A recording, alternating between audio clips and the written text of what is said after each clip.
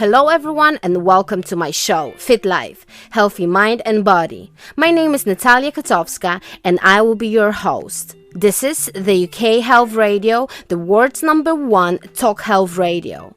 With over 13 years of international experience in sport and fitness, years of study, I would like to share my experience, knowledge, and most importantly, my endless love and passion for living a healthy lifestyle for my mental and physical well-being. On this show, we will be talking about fitness, sport, healthy living, nutrition, fitness facts, and more. We will be answering your questions, we will have guest speakers, and what's most important, we will exercise together. Yes, you heard me right. In every episode, we will have a healthy dose of exercises that we will do together. So we won't just talk about fit life, we will actually experience the fit life together. Are you ready? Then let's go. Today's show topic is business owners, entrepreneurs, city workers, and their mental health. How to prevent burnout and support your team's mental health. Good mental health is a key influence on employability, finding a job, and remaining in that job. Stress and burnout has long-term psychological health effects and can have negative consequences for people's mental health, including depression, anxiety, and low self-esteem. By positively managing and supporting employees' mental well-being, employers can ensure that staff perform on their potential. And this allows the business to achieve peak performance. Today, we're speaking with Desiree, who is a coach and therapist with over 30 years experience and has worked with companies such as Accenture, Mercedes-Benz USA, Tata, Comcast, and more. She has also worked for the local government and charities writing bespoke training programs. Desiree provides one-to-one executive coaching and team coaching with support strategic plans to increase business performance and create high-performing teams. She also uses neuroscience to inform her practice. Desiree, welcome to the show. UK Health Radio, the station that makes you feel good.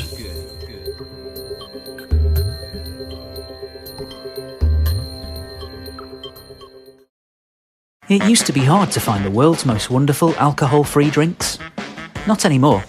Whether it's a health thing, a lifestyle thing, or you're trying new things, make sure you save yourself from the guessing game of the supermarket shelves and shop with zerozilchzip.co.uk for the world's most carefully curated range of alcohol-free beers, wines, spirits, and more.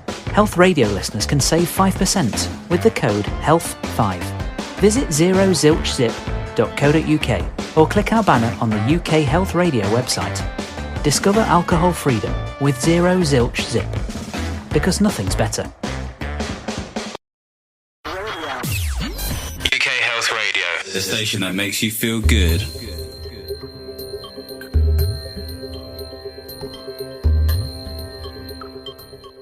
Hello, good morning. Hi, good morning, Natalia. How are you? Good, I'm very good, very well. How are you? Yeah, very good. Thank you. Lovely to meet you, as it were. So I want to greet you, Desiree, right? Am I saying that right? Yes, you're saying it right. Where's your accent from, Desiree? I'm South African originally. Had a bit of a journey to get to Britain, but I found my forever home. Right. So how are you today? Yeah, very good. Feeling excited and full of information for our interview. That's correct. Yes, I'm very happy to have you because I think we have a great topic today, which is about, business owners and entrepreneurs and just work in general and the mental health. But before we get there, I would like to know more about you. I would like our listeners, which we have quite few, like 1.2 million, would like to find out more Wow. about you. Okay. So a little bit about me is I grew up in South Africa, and I absolutely hated it. I always wanted to be somewhere else. And I decided as a teenager that I wanted to be a psychologist because I had such a miserable teenagehood.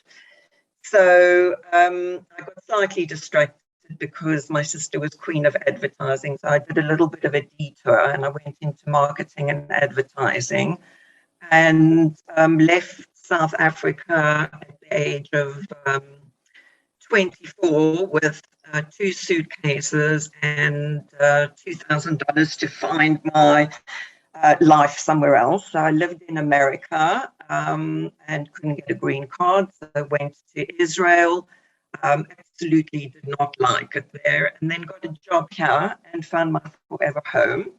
And when I got here, I decided that I needed to do something that was more aligned with who I am, which is about people and helping people. I had a mother who was like Anna Freud. Everything had to be analyzed and looked at. So it was kind of naturally part of me. And I absolutely love helping people. From an early age, people just used to feel comfortable talking to me. I remember sitting on a park bench once on my way back from school, and a complete stranger sat down and started speaking to me, about their problems in life. So obviously I have this propensity to attract people and help them feel open to discussing things. I did 3 different qualifications. My first was working with adults. Then I did a master's working with children and adolescents. Learned, well, you can't work without the parents. So then went on to do systemic family therapy. And I worked in prisons, schools, National Health Service, private practice, charities, a whole lot of different places with, various client groups. And then about 12 years ago, somebody said, look, I think you'll make a great coach.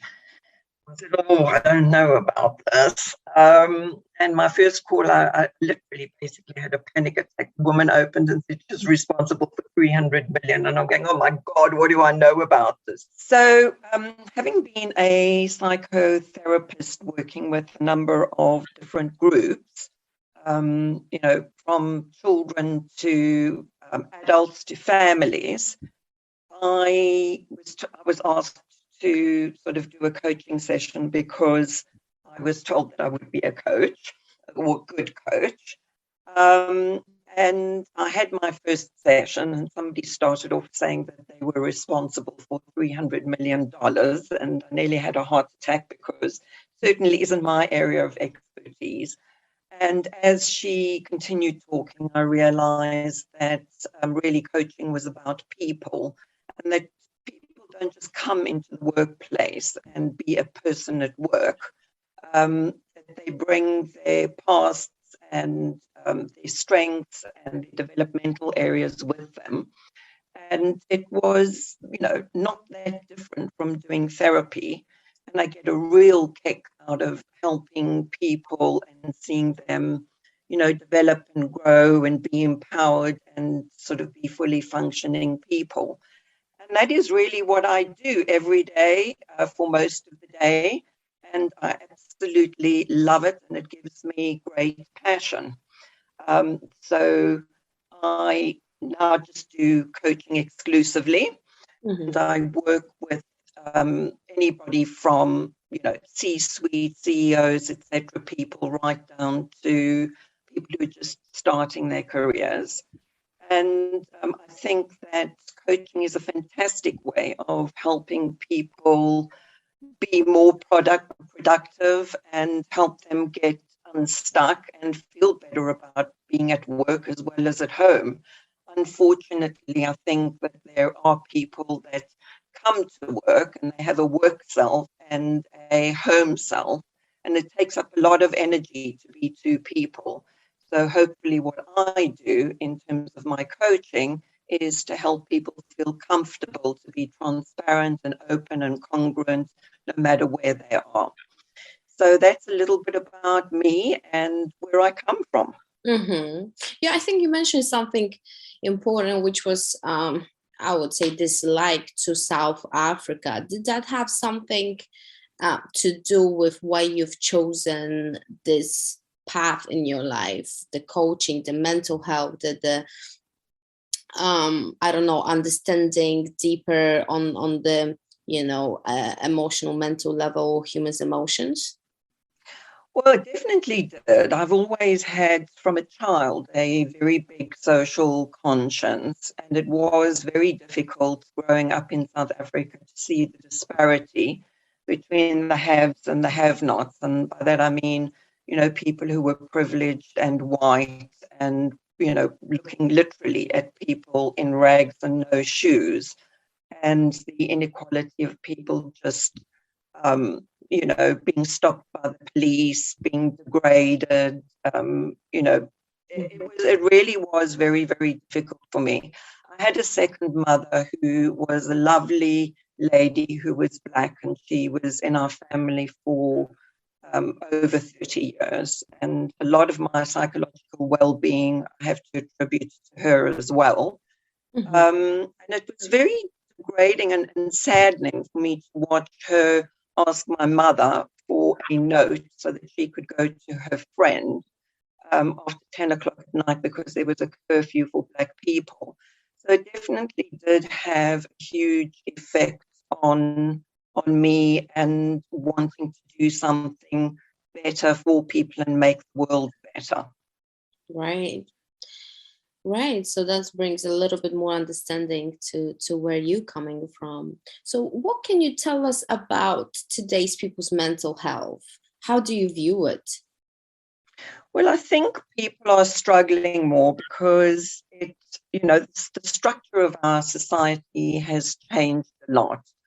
Even if you go back to the 1960s, which is, giving away my age over here, there was much more cohesive community in which you were brought up by aunties and uncles and friends.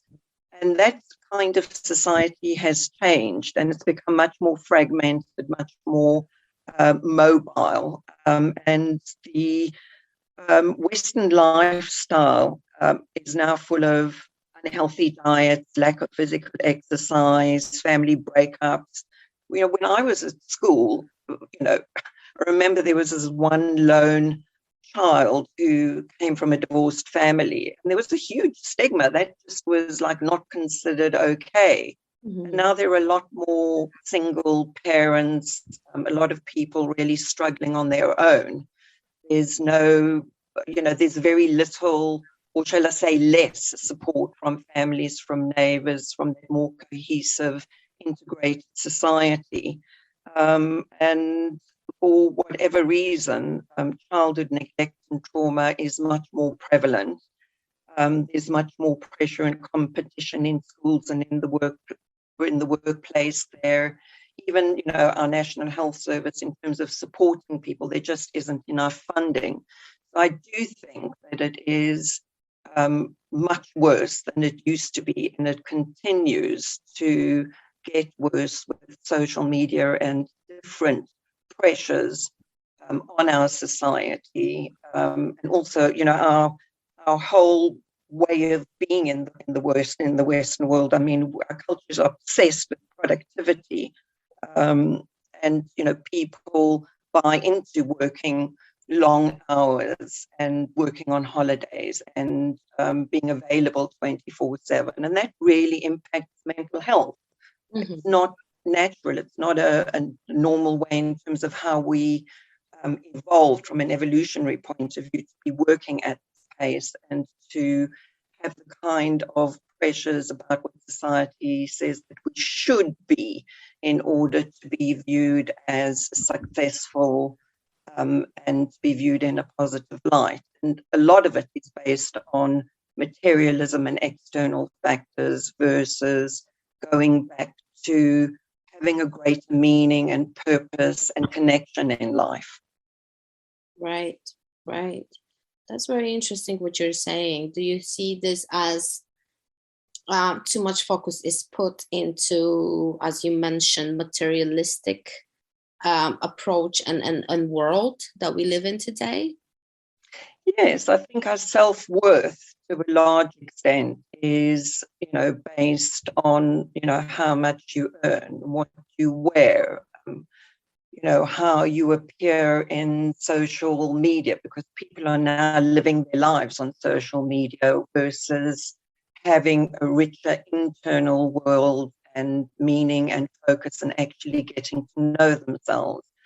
And, if you're not in touch with your feelings and your self-awareness, it means that things are happening in the world that if you don't have that awareness, that emotional intelligence, you're not likely to be in touch with what's happening for you, and therefore to do something productive about it, to be more resilient.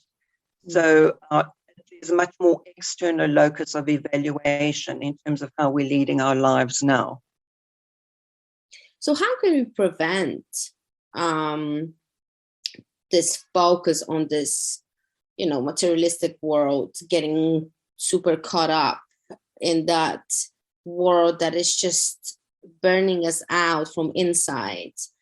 And how can we prevent that in also, apart from professional life, how that can happen in our private life? How can we protect our families, ourselves, our mental health?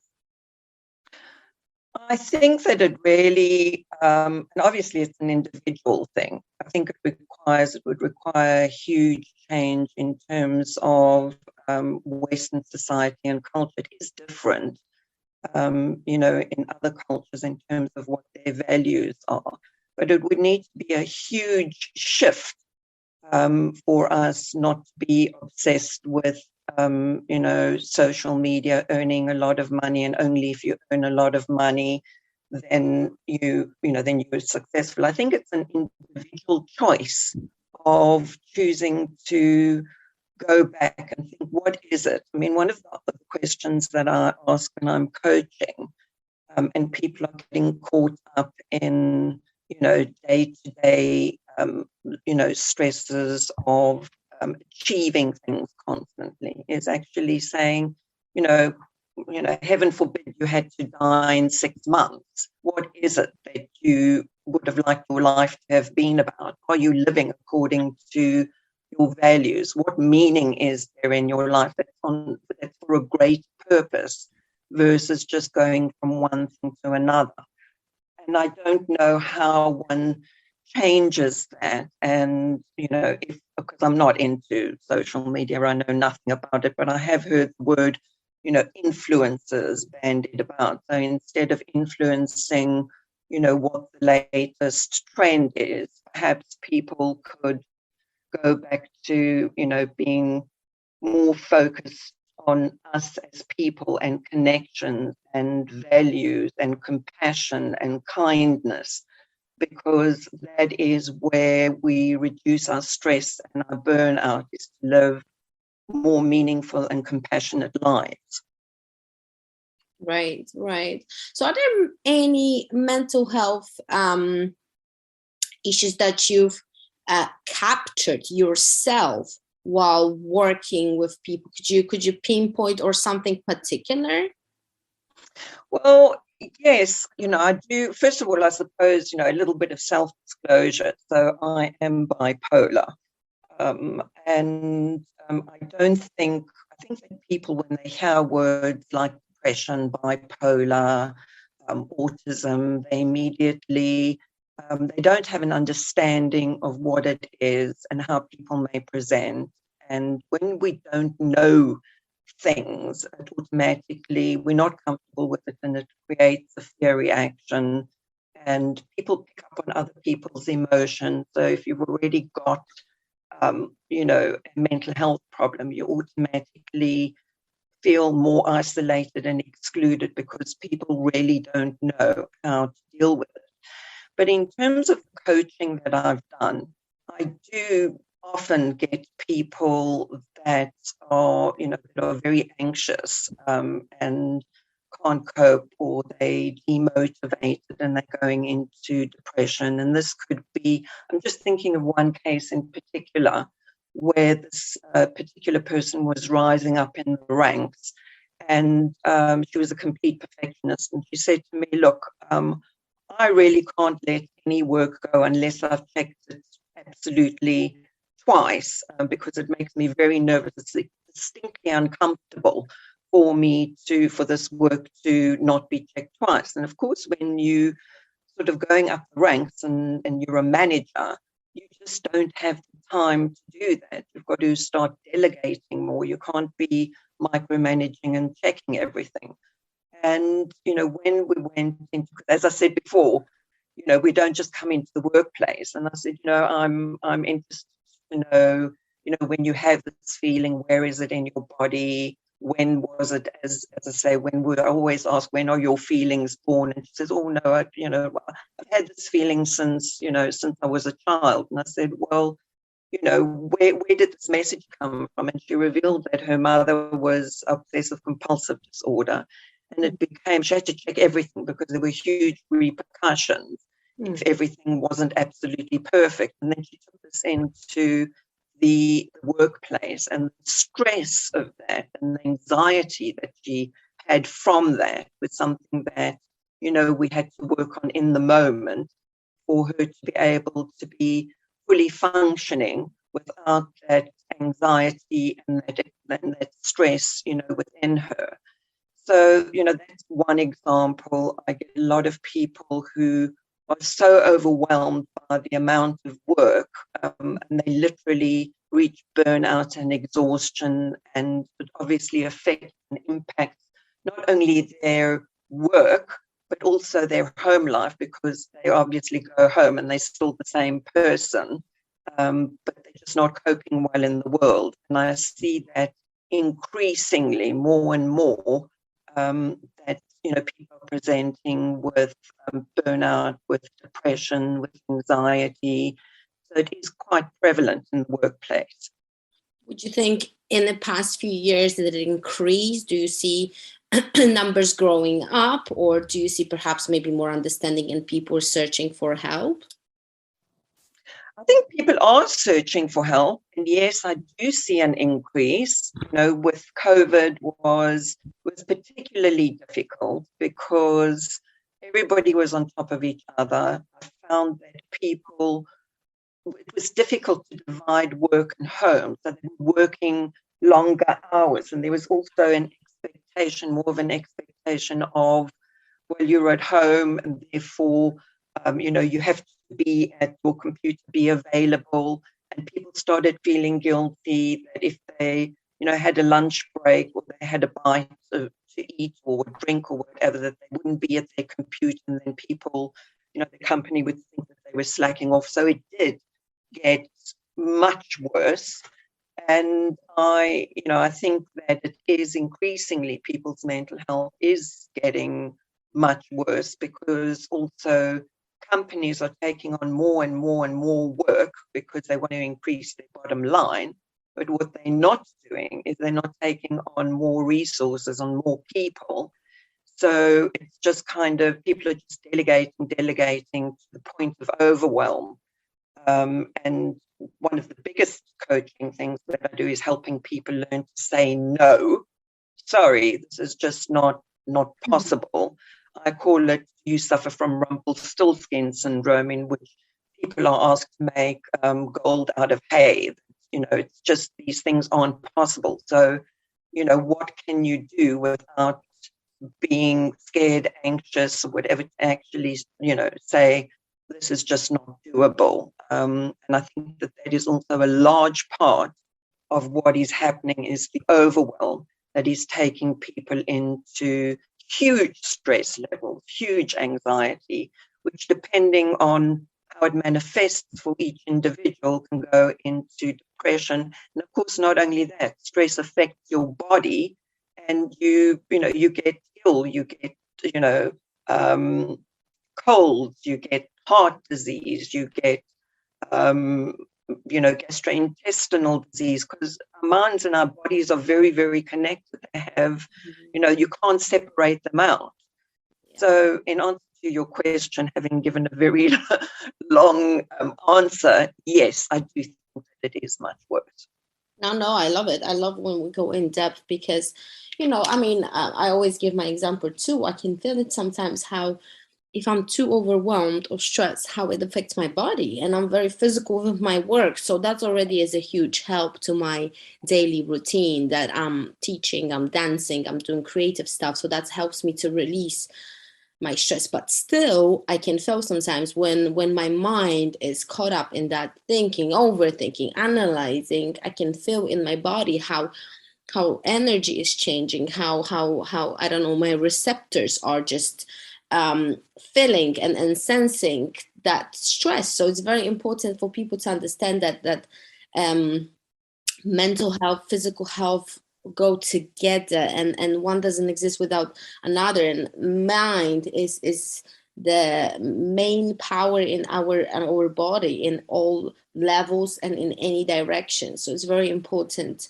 to hear it from you as a professional that's actually how it works, Yeah, well, I don't know if you want me to say a little bit more about how that connection works. Of course, you can. Please do so. So people think that our emotions are made in our brains, but they're actually not. Actually made in our bodies. Mm-hmm. And so, our bodies manifest feelings, whether, people have got a butterfly in my stomach or a pain in my heart, etc. Those are all those feelings. Then it's actually bottom up. Our brain then recognizes them and gives them a label. So that's the connection. We have a nerve called the vagus nerve that runs from our brain and goes right through our body and connects all our organs, etc. So there's this constant communication going on between what's happening for us viscerally, which is a lot of where your emotional intelligence lives, because if you can actually be in touch with what those visceral feelings are, you have much more an ability to know what's going on for you and to control it. Our feelings have which a lot of people don't know, they have a beginning, a middle, and an end. So you're actually very lucky in that you dance, you're creative, because when we get into a fear and a stress state, which is our survival mode, so we've got a little bit of, thing in our brain called the amygdala, and I'm being very simple over here. It's much more complicated because the brain doesn't only work in one part. There are loads of parts that work together to have an outcome. But just to simplify it, our amygdala is a little bit in our brain that helps survive because it looks at threat. And it's constantly like one of those little radar machines going around, going beep, beep, beep, looking for, for threat, so that we can survive. And our modern day threat is in the workplace. Is do we achieve? If we don't achieve, we'll get into trouble. If we get into trouble, we'll be fired. Maybe we won't have a job. How will we pay our mortgage? How will we eat? And ultimately it goes down to fear of abandonment, rejection, pushed out, not coping, not surviving. So it goes very, very deep. So if we look at that, we're stressed. So we have a stress, our emotions start, we have a middle, and our body wants to know that it's ended. And one of the ways of helping it end to know that, it's gone, is to get rid of that stress. And that can be done through physical exercise, that can be done through creativity, it can be done through breathing, actually let your body know, okay, I can let go of the stress now, I don't have to carry it, the emotion's finished, and I'm out of threat. Mm-hmm. Mm-hmm. Interesting, very interesting. So, how can we support our employees, co-workers, even our members of our homes, with any type of emotional, physical, or educational support? How does that work? Is that possible? Can we do it? What are the tools to do so? Well, yes, there are things. Obviously, it's about building, good connections and having mature ways of being able to speak to each other, which really comes from, how we were brought up. There will be people that were brought up in families where they never discussed feelings. And if you never learn to discuss feelings, it's very difficult to have communication. Or perhaps what happened was, there was a lot of shouting and screaming. So that's, how you learn to communicate.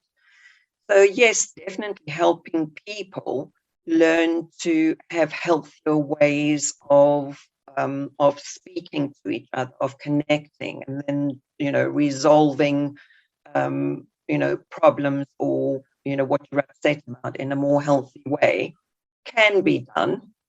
There's definitely an aspect to, I know that people say, oh, put away your screens, etc., etc. But there is really something in it about sort of being, building up your emotional intelligence and learning, to be more in touch with yourself. And that can be done through meditation. There are a lot of self-help books. Coaching is a great way because you've got somebody, helping guide you be more emotionally aware. Therapy. Obviously, these things I'm talking to a section of the population who would have the means to do this. There's a big section of the population who don't have the means to do this. So what I would say is, if they can, to listen to self-help podcasts or books to actually help them have an understanding of how we work and different ways of being able to achieve that, because there are loads of resources out there for people who don't have the money to go out and have somebody else actually help them. In the workplace, I really do think that there is a place for people to be supported through employment assistance programs, getting coaches in. And I think that the workplace really needs to change their thinking in that coaches are always for the senior execs.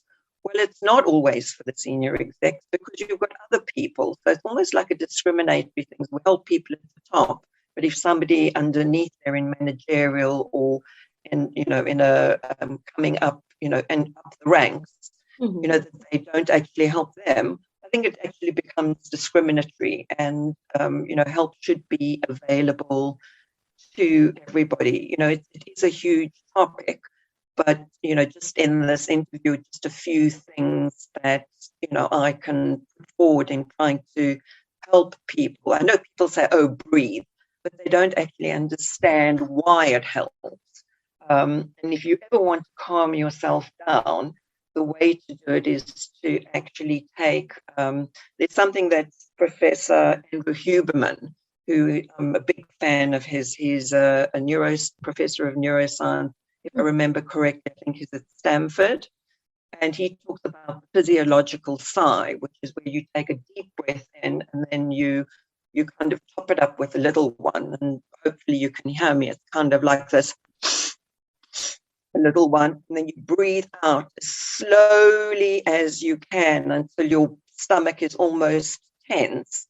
And that engages what we call the sympathetic nervous system, which is the one that gets us into the flight mode. And it starts to calm it down. And if you do 5 or 6 of those, that already brings your stress down literally immediately. So that's why when people say breathe, it's all good and well to breathe, but how do you breathe? So it's always the very, very long breath out is the one that's going to calm you down. If you're feeling low energy, the one that's going to build you up is the long in breath, short out breath. You need, that energy, that bit to get going. So, as I say, there are things that one can do definitely to help elevate people's emotional intelligence, people's feeling of well-being. And one of the greatest things is healthy connectivity with others, and good relationships will far outweigh a lot of other things. And the other thing is sleep, which is people take it for granted. If you're going to have the option between the last episode of whatever it is that you're watching on Netflix versus sleep, always choose sleep, because it is very, very restorative. In fact, it's the most restorative thing that you can do. Our bodies have a lymphatic system in which we excrete through our kidneys, etc., toxins. Our brains don't have a lymphatic system. But what happens when we go to sleep is our brains shrink, and the cerebral fluid comes through and washes through all the bits to take out the toxins in our brain. So that's one thing. The other thing is that while we're sleeping, we produce EDNF, which is we actually have to have it to help our systems make new memories, to keep our brains healthy, to make sure that they function so that we don't go into depression, because the lack of it will get you into depression. And it also helps us sort and store memories so that we remember. And if you have a lack of sleep, it's the equivalent of going to work drunk. And that's how poorly your brain will function. So sleep is another way of really helping us and our mental health. I fully agree with that, because I've been the person who underestimated sleep for a very long time. And then I just realized, in order to function well, I do need at least good 7 hours of sleep, especially because I'm doing things physically. So I would always preach for sleep and say to people, definitely do not underestimate the power of sleep, power of good rest, because that's our fuel. Absolutely. You clocked in there, and you're absolutely spot on. Look, not many people, if you think about new parents and they're working and they've got other kids, they just are naturally sleep deprived. But then, if they can sort of take moments, and I know that this is very, very difficult because there's so many different factors to keep moving. If they can actually just even take 5 minutes to sort of just, listen to some music, take their mind away from what's going on, do some breathing, even do a 5-minute meditation. You get all these apps now like Headspace, etc. Just to actually give their mind a rest is so important and so helpful. Yeah. Well, thank you for those lovely information. I think we've learned quite a lot and understood a little bit more, and it would be amazing if people could be more aware and knowledgeable about different mental issues, health problems. Depression, bipolar, BPD doesn't mean we're not capable to work, or we should be treated differently. If someone is facing those issues, it's just a matter of understanding and learning how to deal with them and cope with them on a regular basis. So absolutely. And I think I think that companies are becoming better, but I think creating what we call psychological safety, so that people don't feel scared to be who they are, with whatever difficulties they have, is very important. Some companies are paying lip service to it and say, yes, we're doing it, but they're not. And they really have to think about how they're going to create psychological safety so that people feel safe and aren't working in a fear mode of saying things. I mean, it was a very, very, very long time before I was okay to say, look, I'm bipolar, because of the stigma attached to it. So, companies really need to pay heed to that. Yeah, definitely. Well, thank you so much for your time, Desiree. Thank you for your expertise and your knowledge. You're very welcome, Natalia. Thank you so much for having me on. And because this is my passion and I really want to help people, I really want to help them help have more information so that they can do things differently and make more informed choices is my passion and, my raison d'etre in life. So thank you so much for the opportunity. Oh, of course, the same. I do feel like spreading awareness, knowledge, and love. It's some form of my duty too. So I guess we do understand each other on on that level, which is great. And I love to have people who are just fully passionate about what they're doing, what their expertise about. So thank you again, and I'm wishing you a beautiful day, which looks like we have and we're going to have for the next few days. So enjoy the sunshine. Enjoy. Thank you. And as they say, Natalia, dance like nobody's watching. There you go. Exactly. Exactly. I know that saying very well. Thank you so much. Have a great day. You too. Bye-bye. Bye. Mental health includes our emotional, psychological, and social well-being. It affects how we think, feel, and act. It also helps determine how we handle stress, relate to others, and make choices. Mental health is important at every stage of life, from childhood and adolescence through adulthood. Employers have a duty to assess the risks arising from hazards at work, including work-related mental health problems. Smart employers know that organizations are only as strong as their people. They depend on having a healthy and productive workforce. Good mental health underpins this. By positively managing and supporting employees' mental well-being, employers can ensure that staff performs to their potential, and this allows the business to achieve peak performance. I hope you enjoyed today's episode. Any questions, feedback, comments, please contact me. Follow me on my Instagram, fitnesswithNK, where you can leave your message. Thank you very much for today. Thank you for tuning in, for listening, and I will see you next time.